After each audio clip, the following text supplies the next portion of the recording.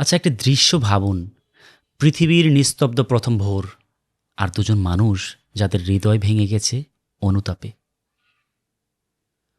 জান্নাতের আলো থেকে দুনিয়ার মাটিতে আদম ও হাওয়া আলাইসাল্লাম প্রথমবার অনুভব করলেন দূরত্ব। আল্লাহর সান্নিধ্য থেকে দূরে থাকার বেদনা।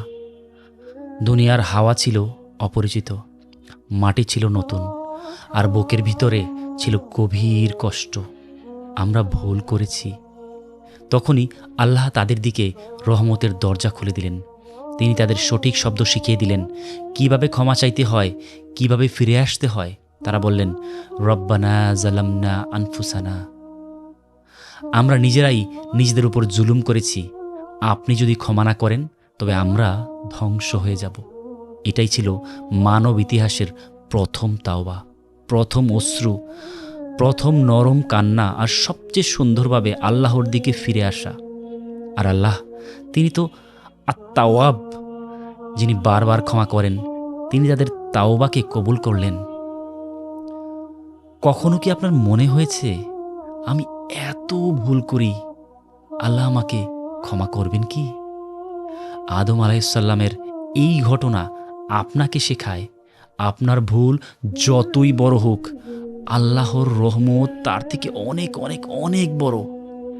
আল্লাহ তার বান্দার অশ্রু প্রত্যাখ্যান করেন না, তিনি অপেক্ষা করেন আপনি ফিরে আসবেন বলে। তাই আপনার জীবনে যত বিপদ, যত ভুল, যত অন্ধকার আসুক, যতক্ষণ আপনি আল্লাহর দিকে ফিরতে চান, ততক্ষণ আপনি হারেননি। কোরআন বারবার আপনাকে ডাকে, ফিরে আসুন, আমি তো কাছেই আছি। আপনি যদি আল্লাহর এই স্নেহভরা আহ্বানগুলো গভীরভাবে বুঝে পড়তে চান, কিতাবালয়ের প্রিমিয়াম কালার কোডেড কোরআন আর তাফসিরুল কোরআন বিল কোরআন আপনাকে সত্যিই সাহায্য করবে। কারণ আল্লাহর কথা আল্লাহর বাণী দিয়েই বুঝতে হবে, এবং তাহলে সেটা হৃদয়কে বদলাতে পারবে। বিস্তারিত জানতে আপনি আমাদের পেজটিকে ভিজিট করতে পারেন।